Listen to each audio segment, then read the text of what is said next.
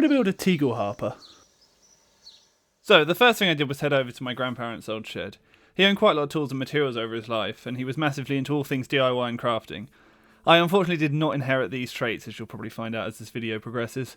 I thought dying in a tool-related avalanche was not a good use of my time, so I didn't really spend much time searching. I did find some cool wood chisels and wood clamps though. So I set up an area in our conservatory, and set up a small woodworking desk. So with the desk set up and buying all the tools I thought I needed to get started, here's a list of everything I had. The first thing I thought I would try and figure out is how to take this 1 meter and 2 centimeter thick piece of rippled ash and turn it into 4 8mm thick boards. This proved a lot less simple than I first thought. My first attempt at taking it around my nan's house and using the old table saw there did not go down overly well. I also very quickly found out that you can't router a 2 centimeter thick piece of wood. So I decided to try the chisels. Then I quickly realised that was a terrible idea and got my professional woodworking uncle, who actually knew what the hell he was doing, to cut and sand the ash down. And what I ended up with was 3 beautifully cut pieces of wood to use as a backboard for my Tagelharpa. After finding out that it's really, really hard to sand a piece of wood while also holding a camera, my backboard was ready. Next, it was time to cut the sides of the Tagelharpa. I did underestimate the size of the pine quite a lot, but I did manage to cut it down to size using a handsaw. I glued the sides down and prayed to the god of gravity that it stayed in place. After the god of gravity betrayed me, and finding out that wood bows if you leave it against a wall for a week, I decided that more persuasive measures were in order.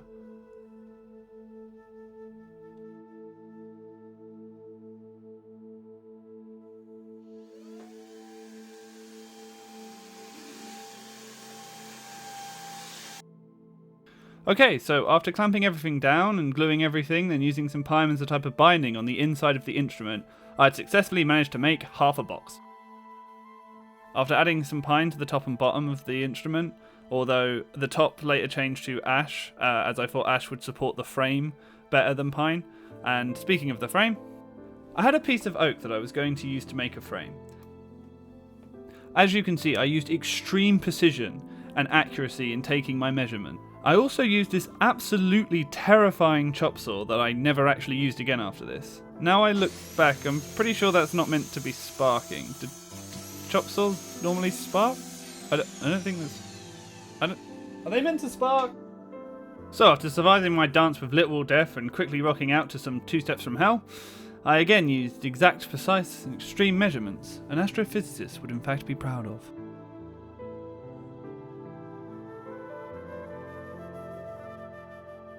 After some more sanding and cleaning everything up, I had a rough outline for the body and top frame. The instrument was starting to take shape.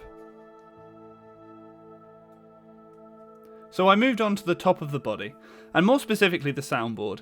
I originally had cedar wood soundboard, but after doing a bit of research on older instruments and wood qualities, I decided that spruce would be a better quality overall for this particular instrument. So with everything, I have a beautiful rippled ash backboard, a spruce top, and some pine sides with an ash top. I also have an oak frame. The instrument is taking shape, and the frame immediately broke. So it turns out just using wood glue wasn't going to support the frame and string tension, so I reinforced it with screws. I'm sure this will never break again, and I won't have to do this the next 5 bloody times in it. I then moved on to the tailpiece. I cut a rough design out of the leftover ash board that I had from my previous router incident and filed it down. This took a moderate amount of time. A tailpiece is a floating piece of wood that connects the bottom of the string beneath the bridge of the instrument, similar to how strings are tied to the bottom of a cello, violin, or mandolin. I discovered that making the connecting point of the frame like this instead of the other way around made it a lot more secure. I'm sure this will never, and it immediately broke again. So I reinforced it with some wood binding, used a bit more heavy duty screws, and glued it down again. Stupid smug bridge that someone else made. I then roughly found out where I should put the sound post. I probably should not have used the word roughly there. I think they're meant to be specific. I then glued a piece of oak to the bottom of the instrument. I then screwed 2 screws into the bottom of the instrument, and these would be used to wrap the tailpiece around with the rope. I then quickly realised that you probably shouldn't guess in regards to precise measurements. So this is me redoing the front piece with ash, but I have been editing this for a long time, so... Hey, the frame didn't break. Alright, making progress. So with all that, I had a very rough guide on what the instrument was starting to look like. I did, however, completely forget that if you add about 10 mil... Now bear with me, this is very technical, very, very advanced mathematics. But if you add 10 mil to something, it means it's 10 mil bigger. So anyway, here's me sawing 10 mil off the front of the body to make up for this.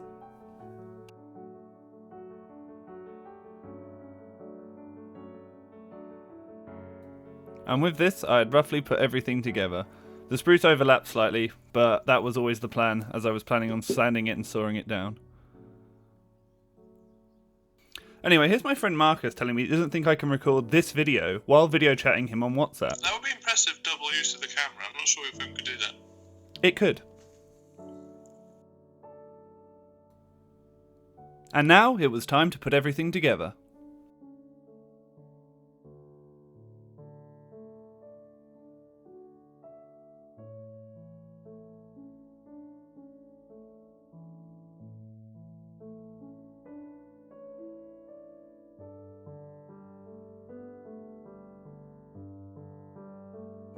Okay, so after gluing, screwing, sanding, sawing everything down to size, we ended up with a body that looked like this.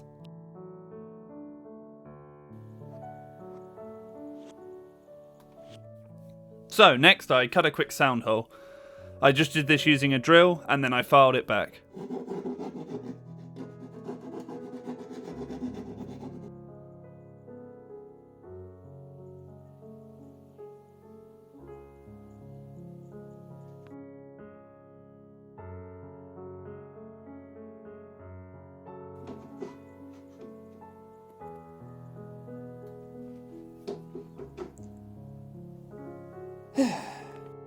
After a moderate amount of time of sanding and filing the frame down, I had managed to finally get it to fit rather snugly into the body.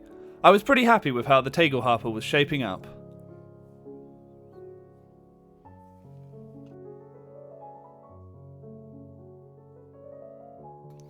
Next, I drilled 3 holes into the top of the frame. This is where the pegs will go and the strings will wrap around at the top of the instrument. This required quite a bit of filing, but I think you've seen enough of that. I then purchased some ebony cello pegs, and using precise mathematical equations, way too advanced to speak of now, I cut the ebony pegs to size. Finally, it was time to place everything together and glue everything in place. It all fit rather snugly, and I was really happy with how this actually turned out. I did use wood filler to clean up some of the slightly exotic measurements that I may have taken, but I think this worked extremely well. I then sanded everything down and cleaned everything up, and this is roughly what I ended up with. I applied a rather thin boiled linseed finish as an initial coat. I then added 2 coats of wood stain. Initially I was told that this probably wouldn't make much of a difference with boiled linseed, and then afterwards I found out that I probably should have done this in the other way round, but I'm pretty happy with how the instrument's starting to look. While the instrument was drying, I turned to the tailpiece. As you can see, I precisely drilled 3 holes that would wrap the strings around, and with that, it was time to put everything together. I tied the bridge using a rather thick rope that wrapped around the screws that I'd put in the bottom of the body. I tied this with mostly overhand knots, although I'm not sure what the correct way of doing this was. I did kind of figure this out on the spot.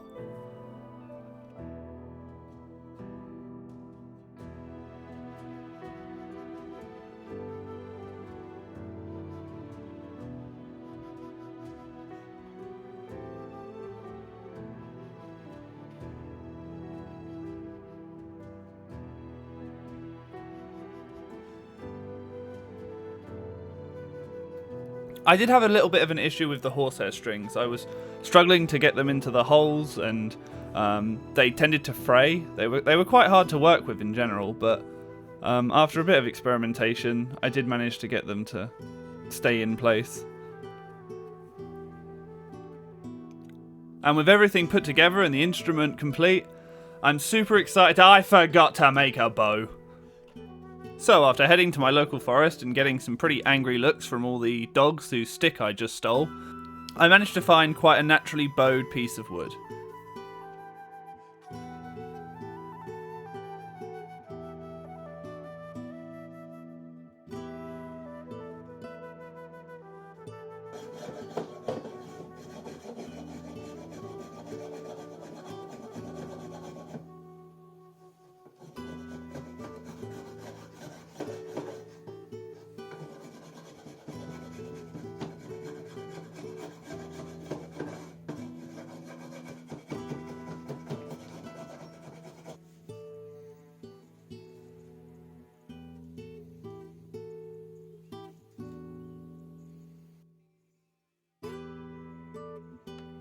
After drilling 2 holes into the bow, I attached the horsehair and used vices to glue it into place with the right amount of resistance. Or at least, what I hoped was the right amount of resistance. And with everything complete, I had finally finished the Tagelharpa.